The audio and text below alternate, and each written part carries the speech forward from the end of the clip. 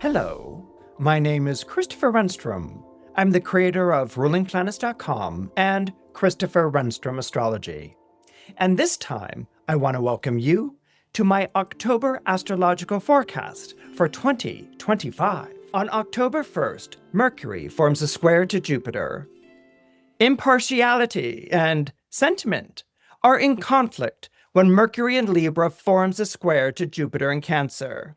Either you're being too cerebral in your approach to a matter, which can create the impression that you are tone deaf to the emotional complexity of a highly sensitive topic, or you are over-sentimentalizing a situation to the extent that people feel like you have glossed over certain unflattering details and like they can't speak their minds for fear of upsetting you. In any case, this isn't the time to try to resolve differences, because words and intentions will only be taken the wrong way.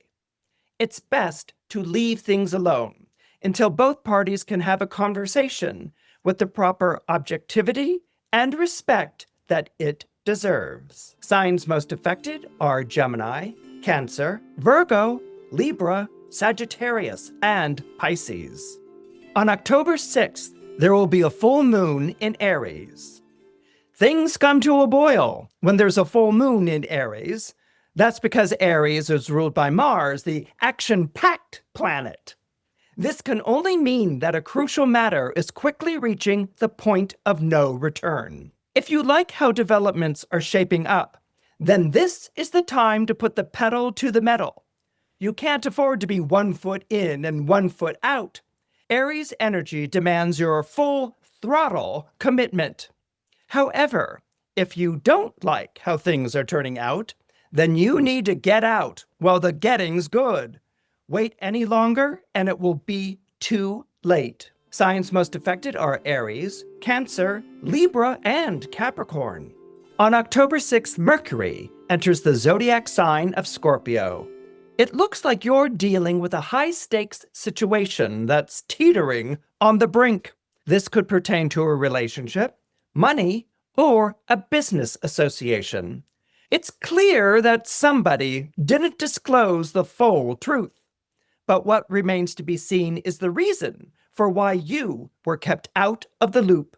You might have been handed a heavily edited version of the story in order to protect you. In any case, you'll be getting to the bottom of things now that Mercury is in stealthy Scorpio. Over the next couple of weeks, you will come into possession of certain facts that will allow you to turn the tables in your favor. Signs most affected are Gemini, Cancer, Virgo, and Scorpio. On October 8th, Venus forms a sextile to Jupiter. Good things come to you when Venus is forming a sextile to Jupiter in the sky. Now, this doesn't mean that you can just pass around the collection plate and take the money free of charge. What it means is you could be awarded a scholarship, a grant, or some kind of startup funding. This money is being given to you in order to help you to improve yourself, which is a Venus-Virgo virtue. This money is not a handout, nor is it a windfall. So, work hard, show that you're worth the investment, and there will be more to come by year's end. Signs most affected are Taurus, Cancer, Libra, Sagittarius, and Pisces.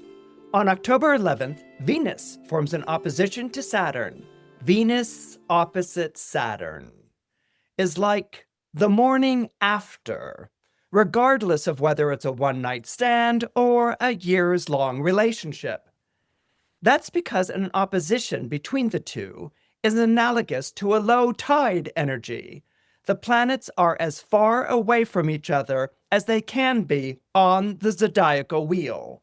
Their energy is apathetic and sluggish. If you want to end a relationship, then now's the time to do it, because you will meet with little, if any, resistance. Your partner is on the same page. But what if you're looking to dive back into the dating pool or rekindle a romantic interest? Then wait. until Venus moves into the zodiac sign of Libra on October 13th. That's when the planets will be back in the mood. Signs most affected are Taurus, Cancer, Virgo, Libra, Capricorn, and Pisces. On October 13th, there will be a last quarter moon in Cancer. Why do you refuse to give up on someone who's bringing you down? Is it really a case of better the hell you know than the heaven you don't? Or is it because you don't want to leave? There's nothing wrong with being the only person who sees a certain someone's good side, or staying because you know that a situation would fall apart if you left. Let friends and loved ones say you're being codependent or self-sabotaging. The simple truth is, you're being who you are. You have always had the presence of heart to sit with others in their hurt, and that's because your nature is to nurture. Signs most affected are Cancer, Libra, Scorpio, and Pisces.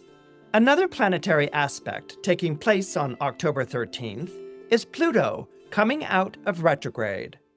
6 months of hardship come to an end when Pluto comes out of retrograde. This change in planetary direction means that you will start to see something positive arise from all of your efforts. Now, you're not out of the woods yet. You'll have to be very guarded about your prospects and wary of pushing things too far too soon. But it will become clear soon enough that you are definitely on the road to recovery, if not prosperity. It's important to remember that Pluto is the planet of ordeals and the transformations that arise from them. So bottom line, yes, you had to go through hell and high water to get to where you are now. But Pluto always rewards those who brave its ordeals. Signs most affected are Taurus, Leo, Scorpio, and Aquarius. From October 13th to October 14th, there will be a Venus transit bundle. Venus transit bundle? What's that? Well, the idea is a bundle, different items being bundled together into a package. Well, that same idea applies to a Venus transit. We have 3 Venus aspects taking place one after another on those 2 days, October 13th to October 14th. So this is why I call it a Venus transit bundle. There's all these different aspects taking place, and so what I want to do is unpack them and take them apart to come up with a forecast. Now, this isn't to be confused with the bundle pattern, which was one of the 7 planetary patterns conceived of by the astrologer Mark Edmund Jones to identify the different types of astrology charts. That's a whole different idea. This idea has to do with a transit in which a number of aspects are all taking place, one right after the other. So on October 13th, Venus enters the zodiac sign of Libra. And this is a good thing. Now, why is this a good thing? It's a good thing because Venus is in domicile in the zodiac sign of Libra. In other words, Venus is at home in Libra. Venus can stretch out on her chaise longue and snap her fingers and ask someone to bring her grapes and figs, and people will attend quickly to her wishes. So this is good. Venus is at home in the zodiac sign of Libra because she rules the zodiac sign of Libra. But on a more serious note, Venus in Libra stands up for law and order. You can see that in the symbol of the scales. Blind justice, holding the scales and letting whatever verdict is determined win out as a ruling. All right? So Venus is associated with that idea. She rules that idea. So Venus in the zodiac sign of Libra is all about law and order, about letting things play out, about letting people argue their cases to the best of their abilities, and letting a third party judge what the ultimate verdict is going to be. Okay, so Venus in Libra is actually very cool and very astute and a bit removed.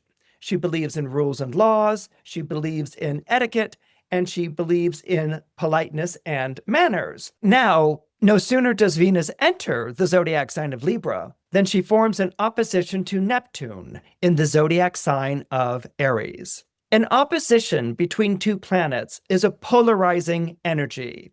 That means that when faced with one another, the planets immediately retreat to their own corners. They want nothing to do with the other planetary energy, nothing to do with each other at all. Venus in Libra believes in law and order. She believes in protocol, etiquette, and good manners. She doesn't want to let her baser nature rule over the clarity of her judgment. Neptune in Aries mythologizes, it glamorizes all of those aspects of Aries. Aries is ruled by Mars, named after the god of war. So what becomes mythologized, what becomes glamorized is anger and passion. So it's going to be the angry voices, the passionate calls to action that are going to win the day as long as Neptune resides in the zodiac sign of Aries. So on one hand, you have Venus in Libra that's trying to cool down a situation and reach a sober judgment of events. And then on the other hand, you have this passion, this anger. This is not the time to be cerebral or cool or aloof. This is the time for action. This is the time to show what you mean and that you mean it. So this basically describes the polarization of the planets in these two zodiac signs. So that's the first part of the Venus bundle. Okay, she forms the opposition to Neptune, and this is the spark, or this is the moment of confrontation when a third party is being asked to choose between one of the two. What then happens, because we want to see, does anyone win out? Is this a stalemate? What's going to happen? Now, this opposition on October 13th is followed by two very important trines. Venus forms a trine to Uranus in Gemini, and then she forms a trine to Pluto in Aquarius. So basically what she creates there is a triangle that exists among the three zodiac signs of the Airy Trinity. Basically what that means is air wins out. So rule and law, protocol, etiquette, the proper procedure, the proper way of doing things wins out over the roar of those who are outraged and being outrageous. So this is a good thing for people on the Venus side of the equation. If you're on the Aries side of the equation, then you didn't win the day. You are certainly invited to appeal if you want to, but you have to acknowledge in some kind of fashion that whatever was represented by Venus in Libra, whatever was the dispute or the disagreement, it has been settled for now. Signs most affected are Aries, Taurus, Gemini, Libra, and Aquarius. On October 17th, the Sun squares Jupiter. It's never a good idea to treat yourself as the exception to a rule that you expect others to keep. It's the sort of double standard that can come around and bite you in the derriere when you're not looking. That's why it's a good idea for you to take a long, hard look at the sermon you're preaching today. Those feelings of self-righteousness, exemption, or privilege are pumping you up and planting the seeds to what could prove to be a nasty plummet in the weeks to come. Hold yourself to the same standard that you hold everyone else, even if you don't think you have to, and you can't go wrong. Signs most affected are Cancer, Leo, Sagittarius, and Pisces. On October 20th, Mercury conjoins Mars in the zodiac sign of Scorpio. You have a message to deliver, and you'll deliver it no matter what. This is good because what you have to share could be the very thing that rights a wrong or salvages a situation on the brink of disaster.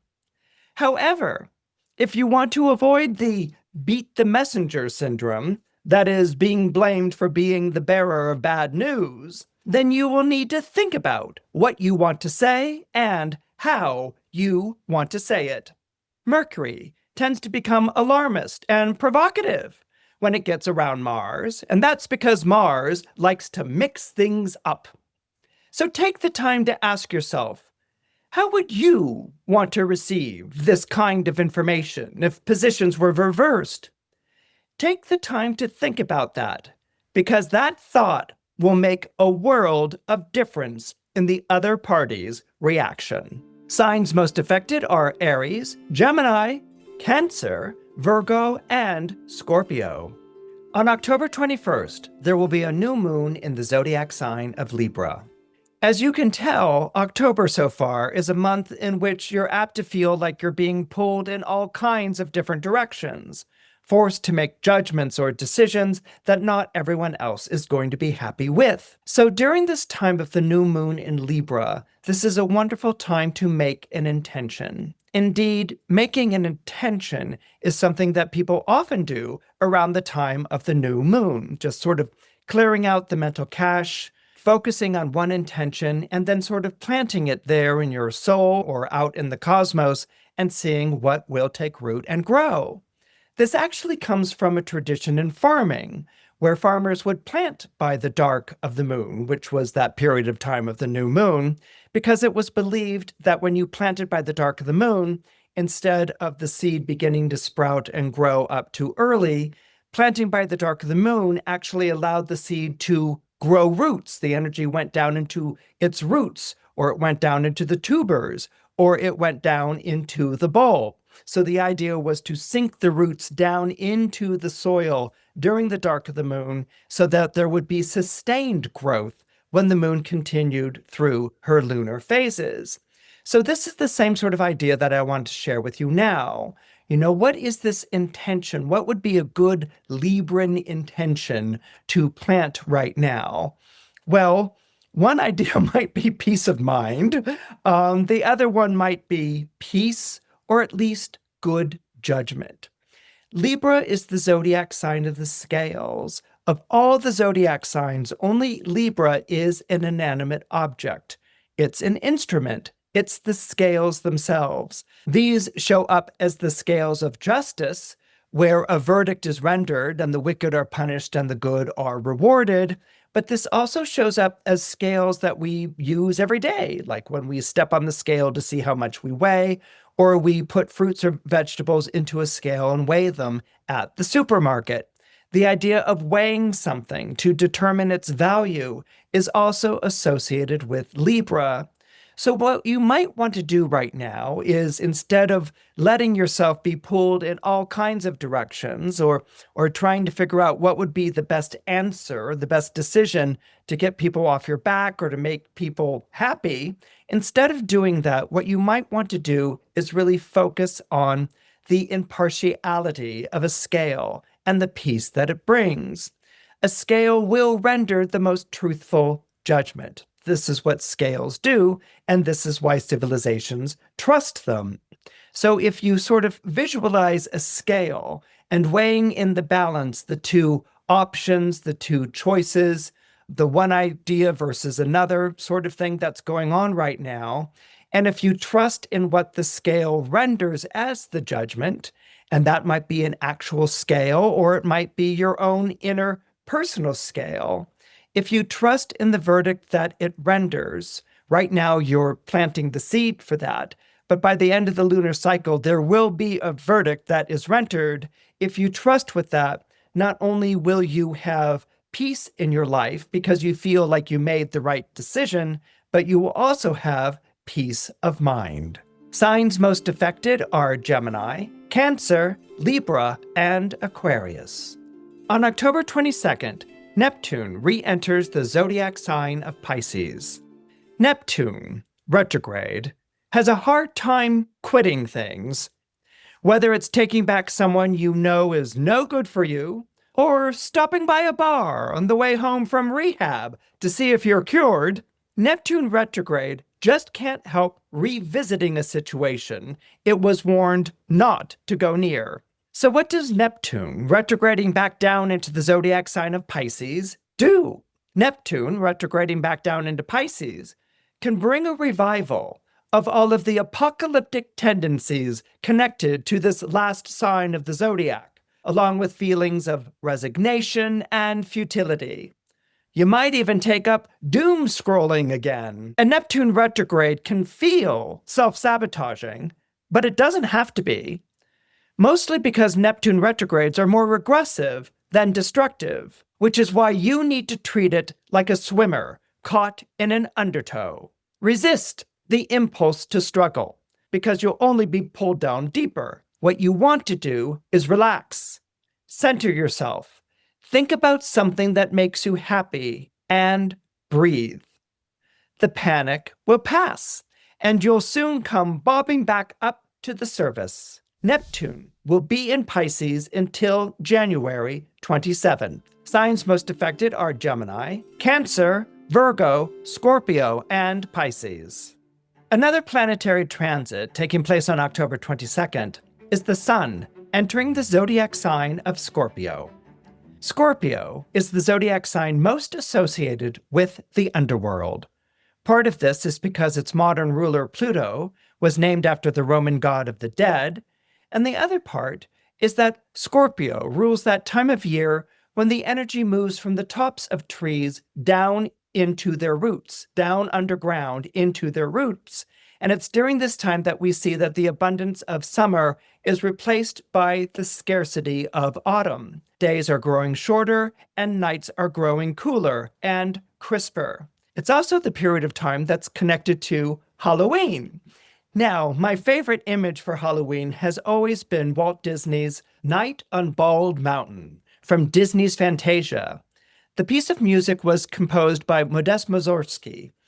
I love it because you have this Halloween image of a dark mountain at night, and underneath it is a slumbering village. And as you close in on this dark mountain, all of a sudden it begins to sort of move, like the top of this dark mountain is moving. And what happens is that this demon awakes from its sleep and sort of shrugs off its wings that expand across the nighttime sky. It's enormous. And I remember when I first saw it, I was like, wow, that's really fantastic. And so this demon emerges from the top of the mountain. He was sleeping and now he's emerged. He's awakened. This is his season.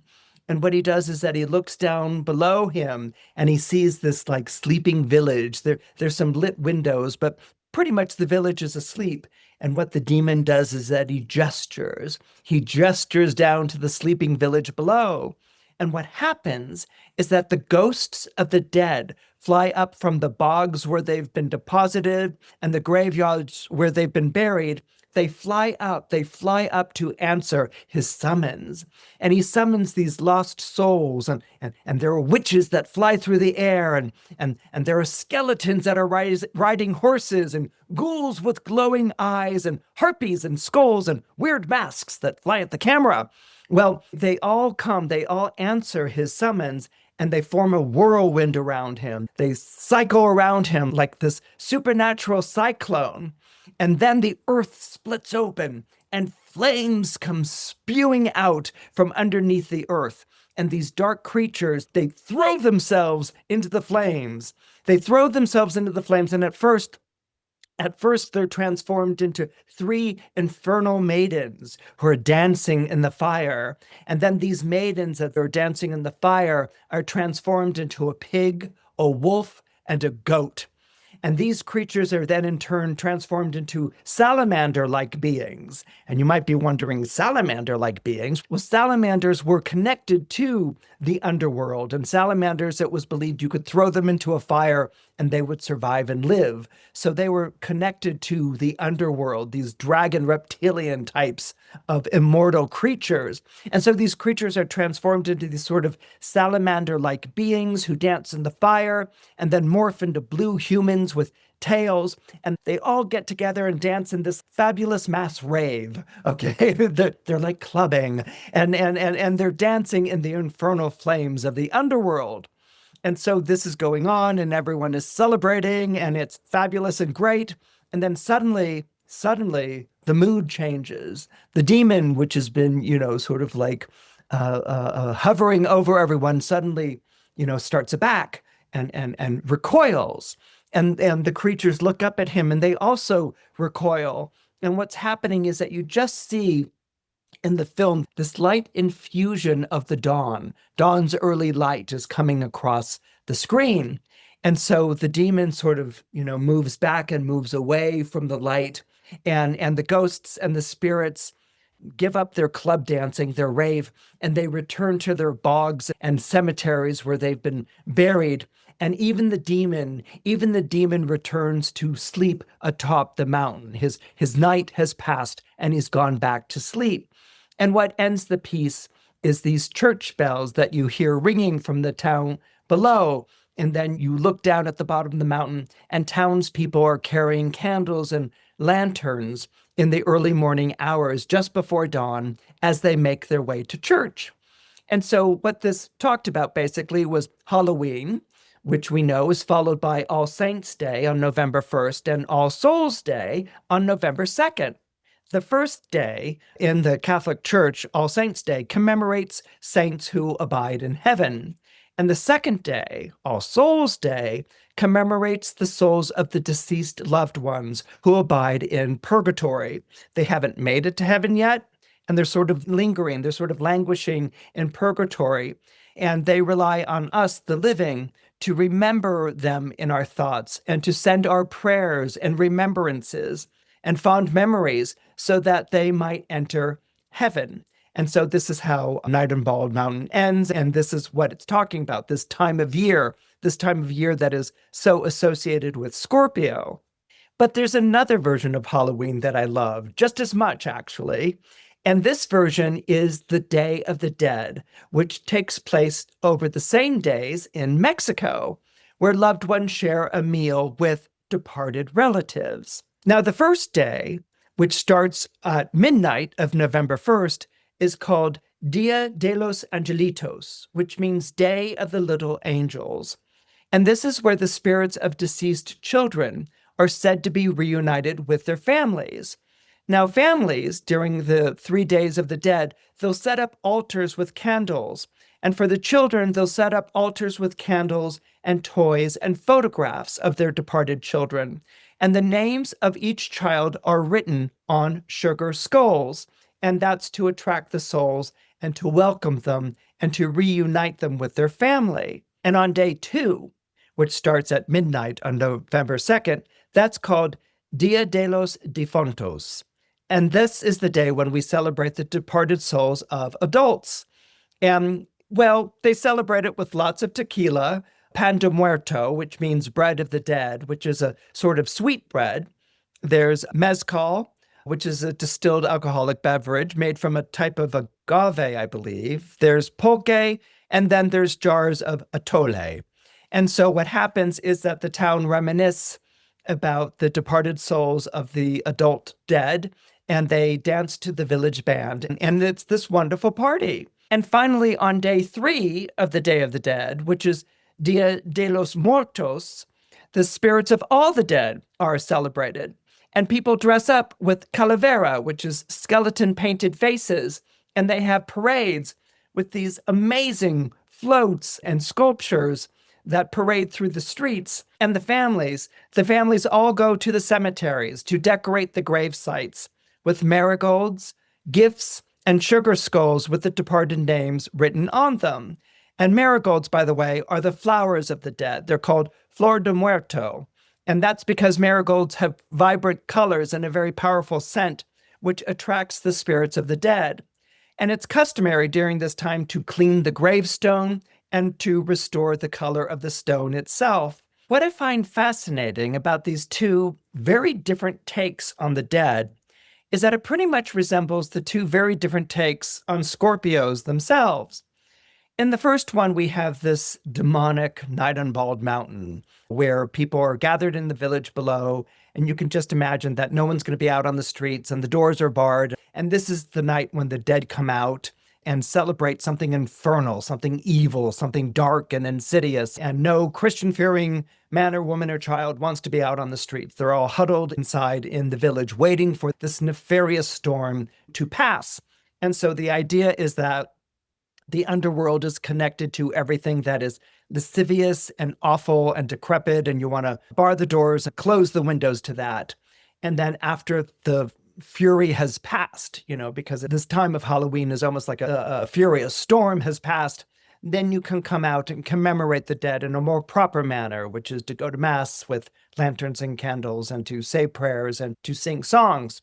So the idea of the dead is to almost like close our doors to them, close our hearts to them, during a period of time when they're allowed to walk the earth, when the underworld is now coming to the surface and walking the earth.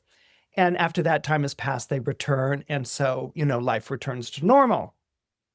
In the other version, all the dancing that was taking place in Night on Bald Mountain, which was seen as infernal and lascivious, maybe even wicked and lustful, all that dancing is turned into a celebration of death as a celebration of death. It's not a celebration of life over death or staring down death or laughing at death or anything like that. It's a celebration of death. It's ancestor worship. It's ancestor celebration, really. That we had grief and loss and sorrow when we lost our child or we lost our mother or father or loved one or spouse. But on this day, they come back to be with us again. And we may not see them, but we dress as them. We wear the skull makeup. We put out the marigolds. We put out the sugar skulls. And we make a place at the table for them. And it's not like they're to be revered or respected in some sort of staunch way, or that we're supposed to be afraid or frightened or cursed. It's this celebration of death, okay, of people who have left and now they're coming back. And how do they come back to us? How do loved ones come back to us? They come back to us through reminiscence, through memory. Instead of carrying candles and lanterns, we carry in our souls candles and lanterns that illuminate us within. We carry the memory. We can smell our loved ones. We remember a funny story. We laugh at a joke or a silliness or something along those lines. And so we celebrate them in our lives. And this is a very beautiful thing that Scorpio represents as a zodiac sign. It really reflects our feelings of death and endings and the underworld, just as Leo and Cancer, for instance, reflect our sense of life and abundance and plenty. But with Scorpio, it's not sober and it's not distraught. It's understood as being a part of life, but it's not a resigned part of life. It's a let's celebrate this part of life. I mean, Scorpios treat Halloween like it's Christmas. They love it, and this is their time of year, where they get to put the ghosts and the skeletons and things like that out on the lawn. So this is a wonderful celebration of death and life. But this is the time when we really focus on death, on the ghouls, on the witches, on the things that are out in the margins of society. And we embrace something which is supposed to be taboo. And why I say we get the two different versions of the Scorpio here. On one hand, with the Night on Bald Mountain, people can have this feeling that Scorpios are just very dark and forbidden and they're to be avoided because all they want to do is sleep with you or talk about death or gloomy things or things along those lines. And Scorpios aren't like particularly fixated on it. What it is that Scorpio, with its modern ruler being Pluto, can't help but see the underside of things. It can't help but ask about the things that aren't being talked about. It can't help but peer around the back of something to see what's been hidden from the way that one wants to present to the world. Scorpio just has to do this. It doesn't feel comfortable unless it understands what's underneath or what's been hidden. Some Scorpios actually have a respect or a reverence for that and will leave it alone if someone just doesn't want to go there. So there's that part of the Scorpio, which is like, when someone says at a party, I'm a Scorpio, everyone's like, ooh, watch out, Scorpio, sting. There can be like that. But the other side of that is that Day of the Dead, is that celebration of the dead, that they're not lost to us, that we don't treat it as taboo or morbid or depression. We make a place at a table, we create a sugar skull, we bring out the marigolds, and we celebrate them in our lives, not as bitter memories or morbid fascinations, but we celebrate them in our lives because they are a part of our lives, just as compost is a part of soil, which generates growth and flowers and gardens and things like that. So we celebrate that place that they have. And this is really the beauty of Scorpio season, that the focus is less on being proper and praying for the souls and sacrifice and things like that, and more like celebrating the souls. They're still here. They're still a part of the planet. They're still a part of Earth. They're still a part of our family and what is passed down intergenerationally. And instead of seeing that as a ball and chain or something very heavy, it's celebrated, talked about, reminisced, laughed, sung to. There's a rave and a party, and so for Scorpio, at the very least, there's always a place in their heart and in their lives for the souls of the dearly departed who are missed but never lost. Signs most affected are Cancer, Scorpio, Capricorn, and Pisces. On October 24th, the Sun in Scorpio forms a square to Pluto in the zodiac sign of Aquarius. This is going to be very powerful. It's going to be a very impactful square because what you have here is a battle of the absolutes.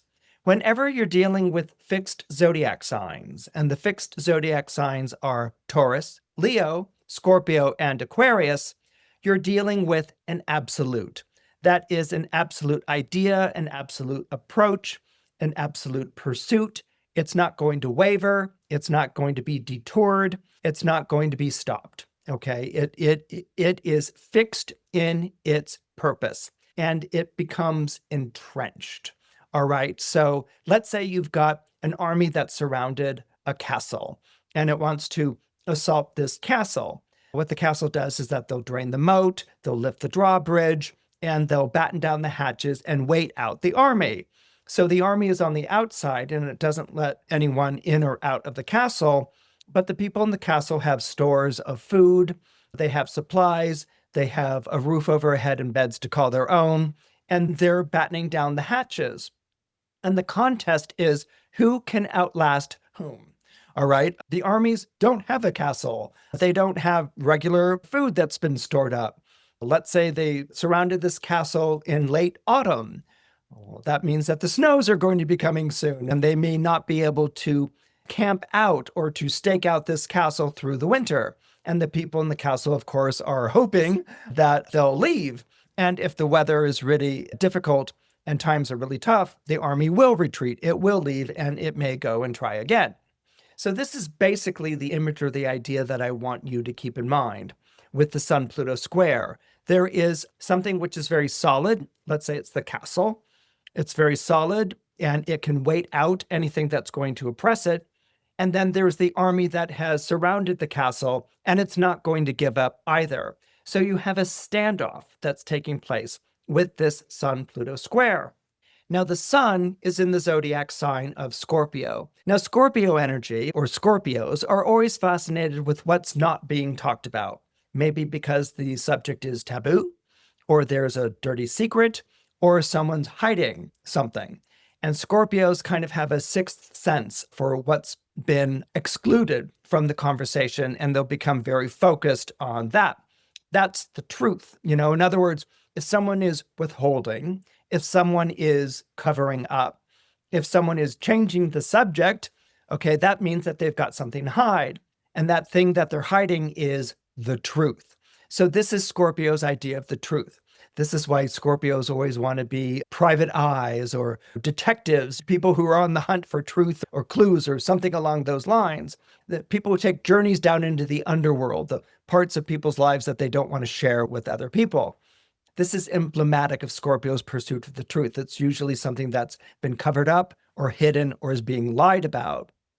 Aquarius is a fixed sign like Scorpio. It's just as absolutist as Scorpio is.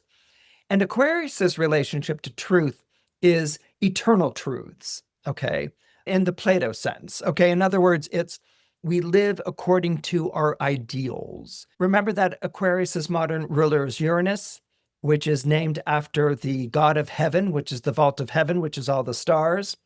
So Uranus, being the ruler of Aquarius, rules over eternal truths. That is, what is justice? What is beauty? What is good? What is fair? And so these ideal truths are like stars in the sky. They guide our actions, just like the stars used to guide the courses of ships and boats. They used to follow the stars and navigate by the stars. And so it's this idea in the Aquarian understanding of truth is that these ideal truths are unsullied. They're not meant to be a part of this world.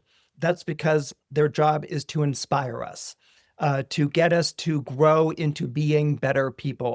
Our pursuit of truth, our pursuit of fairness, our pursuit of justice, our pursuit of what's sacred makes us better people.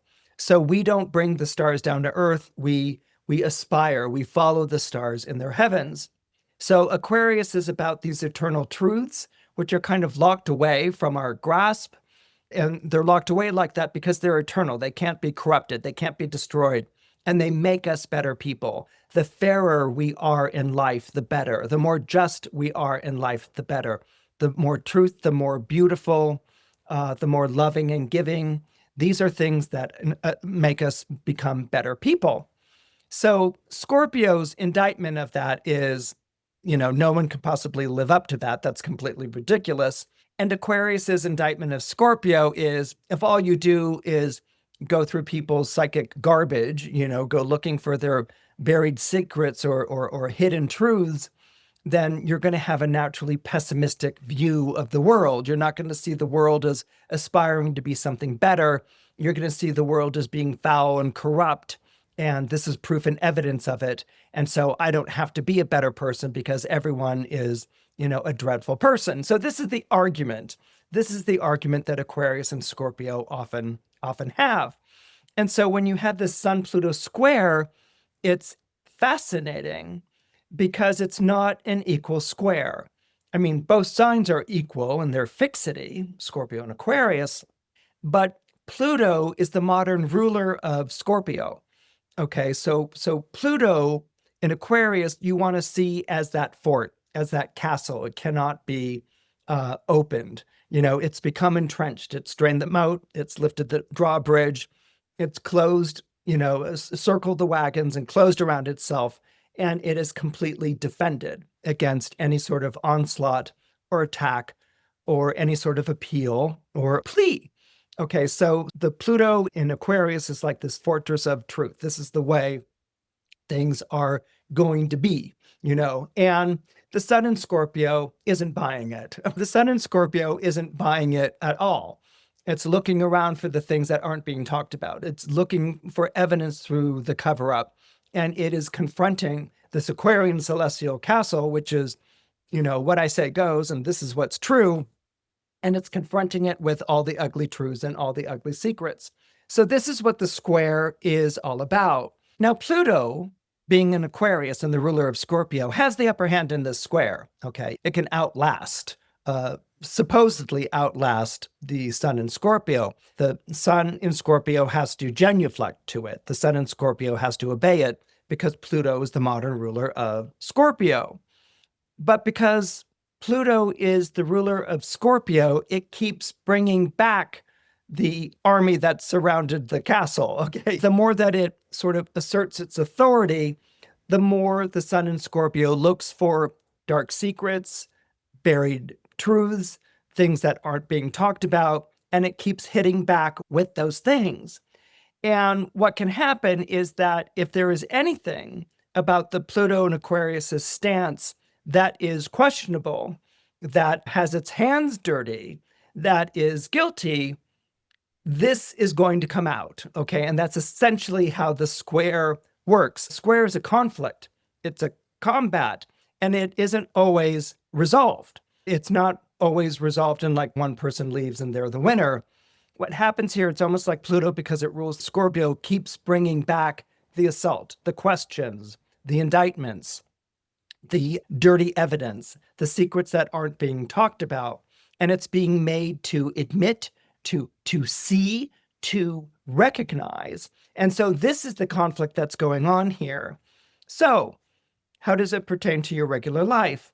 If there's any sort of secret that you're covering or any sort of truth that you haven't divulged, now would probably be a good time to divulge it if you are holding back on that, because things will only get worse, okay? And the worst thing you can do when you cover up something is to continue covering up. It goes back to that idea that if you're in a deep hole, The best solution to being at the bottom of a deep hole is to stop digging, stop digging a deeper hole that you're finding yourself at the bottom of, which often happens with cover-ups, okay? When you cover up something. And Aquarius isn't going to abide by that because Aquarius is a sign that believes in transparency. If you're on the Scorpio side of it, which is that you've got the scent, you're on the scent, and you've got something over someone else, you have to ask yourself, what is being served by this? Are you truly acting on the part of justice? Because Scorpio is one of the 3 zodiac signs of justice. Are you really acting on justice, or are you acting from a place of retaliation or revenge?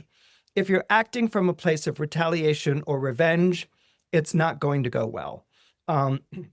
And that's because the Aquarian energy stands against that. Aquarius is always about lifting up the sights. So you have to come from a place in which your pursuit of justice is true, okay? It has to match the ideal, the eternal truth. Your pursuit of justice must be true. But if it's coming from a place that is retaliatory or motivated by vengeance, then things aren't going to turn out well. In fact, your dark motivation will be exposed by this conflict. And so instead of getting what's right, it will be shown that you were acting out of anger, retaliation, vengeance, and something that people will find like, yeah, maybe it started true, but the way it ended up was so repulsive and awful.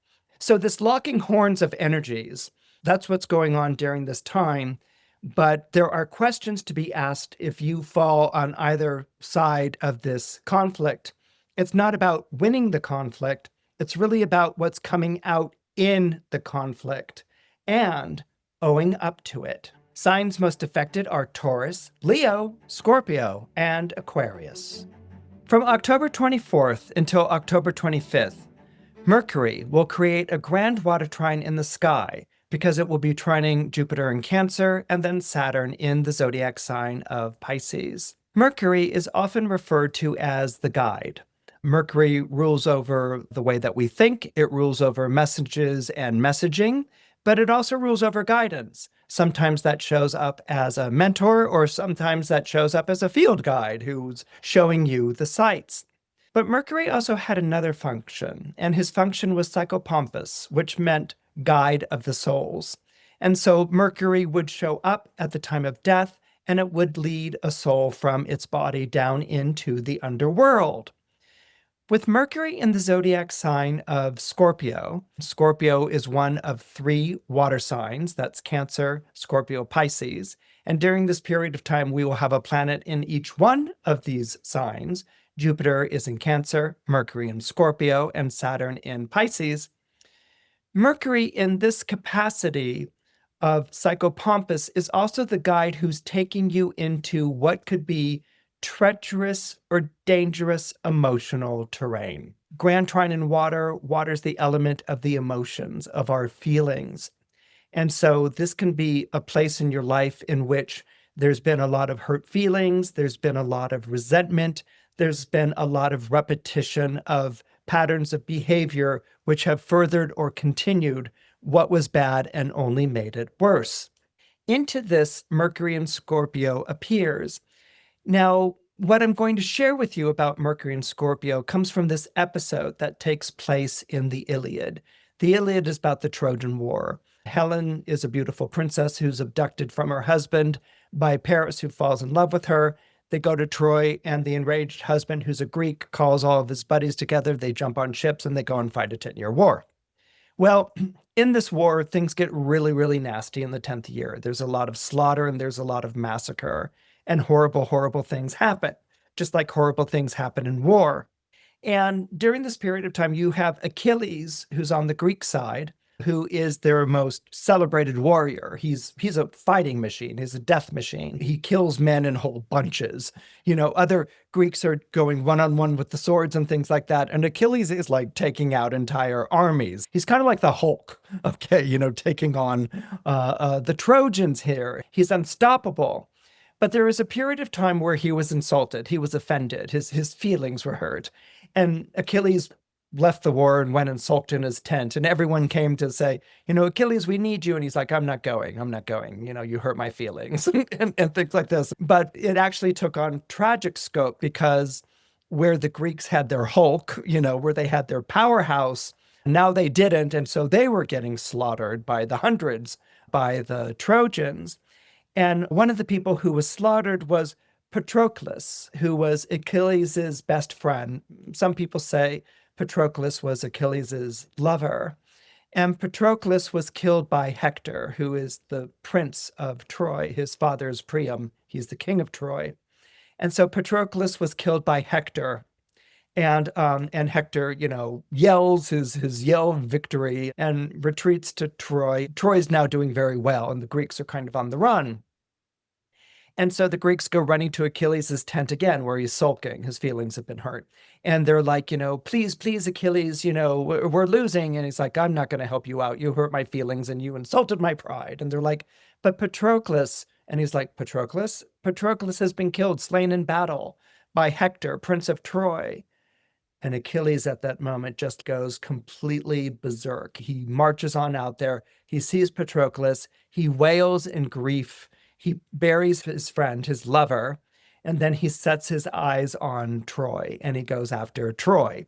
There is an enormous battle that is fought. Then it's going to be decided with Achilles fighting Hector, and Achilles bests Hector. I mean, Hector fights bravely and it fights nobly, but Achilles is part god, and so he fights the best he can, and then he's slaughtered on the field, while Priam, his father, and his mother and family watch from the parapets as he is slaughtered, and basically Achilles defiles the corpse of Hector. He spits on it, he kicks it, he stabs it over and over and over again. He then ties Hector's corpse to a chariot and drives it around the Trojan walls, screaming at Troy. And it goes on for days. I mean, in Greece, if you die, particularly if you die in battle, you are to be buried. It's sacrosanct. It's a sacred right. You are to be buried because, you fought bravely no matter what side you're on, but then you're buried so that your soul can go to Hades and find rest or peace. But that can't happen as long as Achilles is riding his chariot around Troy with what's left of the body of Hector. It's awful and it's obscene. So Zeus, father of the gods, sends Mercury, who can travel from heaven to earth to hell and back again. He's the only god who can do this. So Mercury comes on down to Troy and he visits with Priam, first of all, and he says that he can get Hector's body back to Priam if Priam goes to this other residence and agrees to see Achilles. And Priam is like, I will not see that monster who's killed my son. And Mercury's like, well, you're not going to get your son's body back if you don't. You have to decide what is more important to you. And Priam says, yes, bring Achilles to me. And so Mercury then goes to Achilles, who's drinking and, wiping his mouth or whatever. And Hector is there and he's spitting on the body of Hector, or what's left of the body of Hector, and Mercury says, will you come and bring Hector back to Priam? Will you bring the body of Hector back to Priam? And Achilles is like, no way, that's not happening. And so Mercury's like, you won't find peace. Patroclus won't find peace as long as this continues. Mercury goes on and says, you bring shame on Patroclus and the memory of Patroclus by acting like this. You need to find some sort of peace here, and you can do it by returning Hector's body back to his father. And Achilles finally agrees. And so they meet. It's like maybe a villa or a house or something like that outside of Troy. Nobody knows that this meeting is taking place. And if they knew about it, they would obviously stop it, or they would try to take Priam captive, or they would try to take Achilles. Good luck, but they try to take Achilles captive. It's more like they would take Priam captive, and that would not be a good thing. But Mercury, the guide of souls and the guide of men and women, Mercury knows the way. So Mercury knows where Priam is hidden, waiting to meet with Achilles. And he brings Achilles, and Achilles brings the corpse of Hector. And here what takes place is guest friendship, okay, which is this idea of extending welcome to someone who you wouldn't extend a welcome to naturally, or whom you wouldn't extend a welcome to normally. Okay, it's basically like when someone sends an envoy. You have two warring sides, and someone sends an envoy to negotiate a peace or a truce. It's a third party. And that's usually the role of Mercury, or Mercury helps make that happen because, he can walk Achilles out of the Greek campsite and to this unknown house or hut where Priam is. And when Achilles shows up, Priam very quietly, I don't think he even says a word, bathes Achilles. This is guest friendship. He opens the door, he bathes Achilles, he feeds Achilles, he waits on Achilles. And during this time, Achilles is moved by the humility and the grief of the father of his enemy. That his enemy would open the door, that he would welcome him, that he would bathe him, that he would feed him, that he would honor him in a way that his fellow soldiers hadn't done. That's why he retreated to his tent. And so he does this, and he presents the body of Hector, who had killed Achilles' best friend, his lover, as some say, and so he presents that back to his father. And this is done without saying anything. But what it speaks is volumes. And this is the beauty of Mercury forming the Grand Trine in water. It is an opportunity to do what's right emotionally, for two sides in conflict, to do what's right to resolve a matter. It's not about winning. It's not about losing. It's not about long sermons. It's not about making bold and outrageous promises. It's about simply showing up and presenting what has been disputed, what has been damaged, and in that moment sharing the grief of the other side.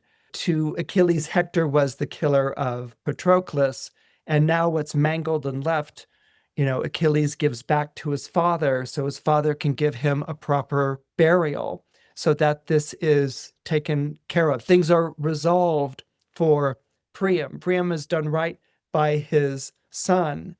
And Achilles, in doing this, has also done right by his friend. He's done right by his lover, who now can go into the underworld released and without being connected to something foul and stained and obscene, like driving a corpse around a castle in front of his father. That's not something anyone wants on their shoulders, when they're descending down into the underworld. And Priam can bury his son properly. And so these are two people who've been at war for 10 years. And Mercury, by making this opportunity available for them, in that very quiet and humble way that they resolve it because they are bound to one another by their grief. This is how in this moment, there is an understanding, how in this moment, there is an exchange of grief. There is a bond that is forged, not because they had to. It's a bond that's forged out of their humanity and out of their shared loss.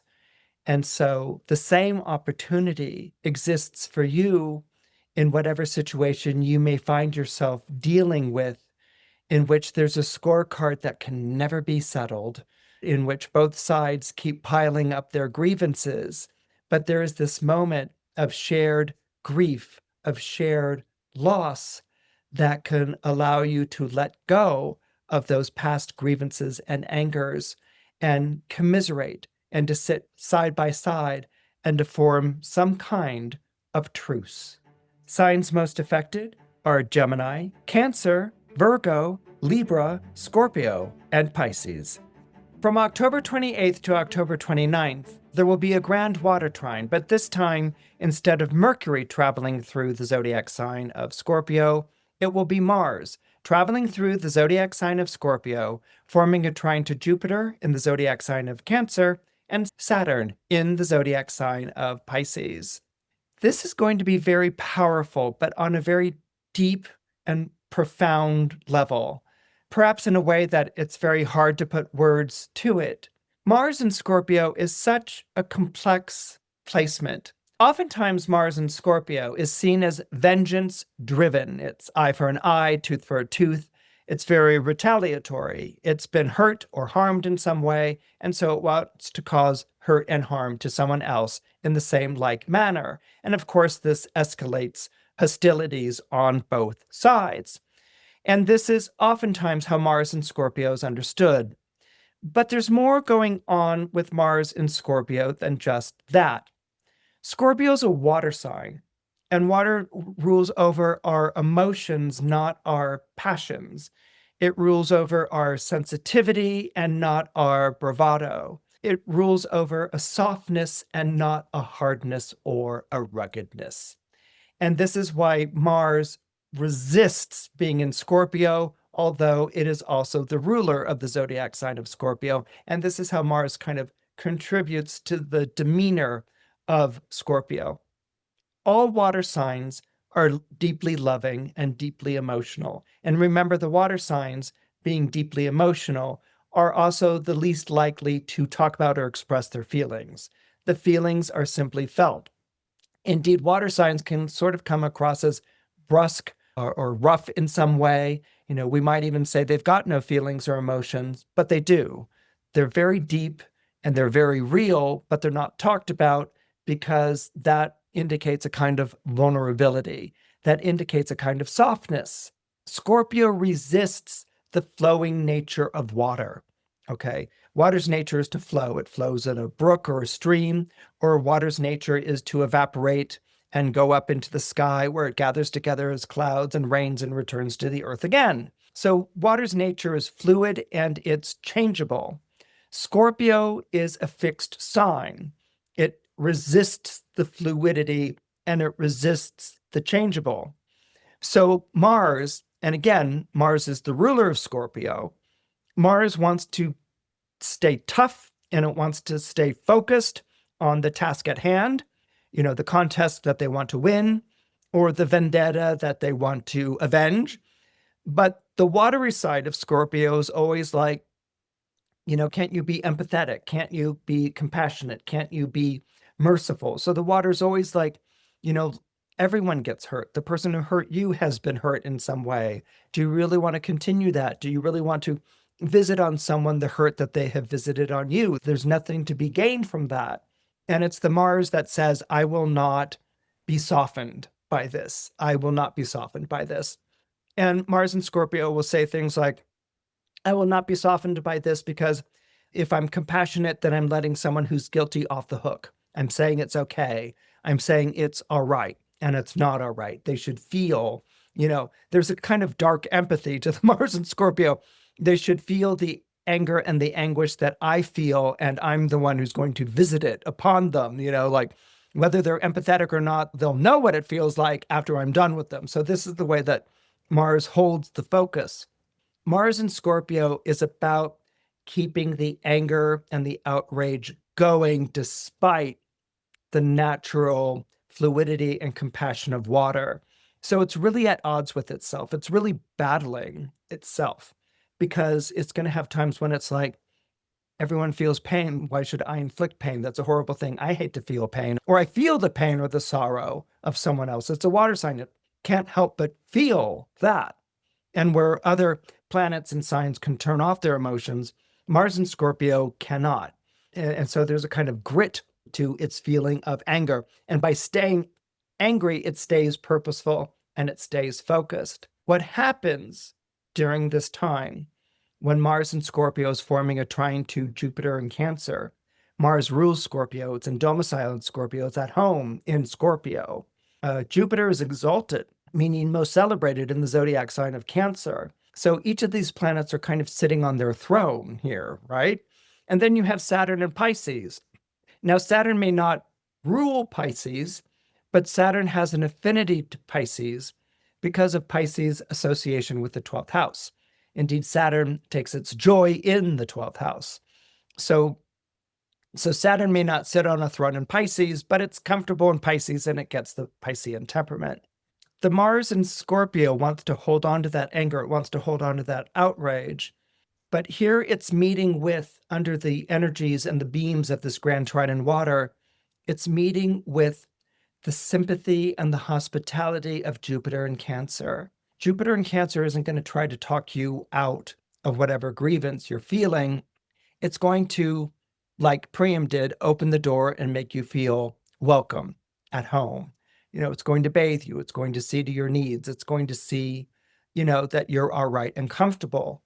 And by making you all right and comfortable, you sort of lower the defenses. You take off the armor. You take the chip off your shoulder. You see the goodness in hospitality. You see the goodness in another human being. And then Saturn and Pisces, what Saturn and Pisces brings to the equation is the futility of that anger. You can be angry and you can commit to the anger, and it can give you willpower, it can give you strength, it can give you focus, but it's not going to bring back what you lost. And it's not going to replace what you lost. So that kind of dark anger is unsustainable, because in the end, it will bring you down. You will be the victim of your own dark anger. It will undo you. And Pisces is a zodiac sign that's very familiar with self-undoing and with sacrifice. And so what Saturn and Pisces asks in this trine, in the water signs, is the sacrifice of that anger, the sacrifice of that grudge. And in sacrificing an anger, because you don't know where is it going to lead? And the argument for Saturn and Pisces is nowhere, or to your own degradation.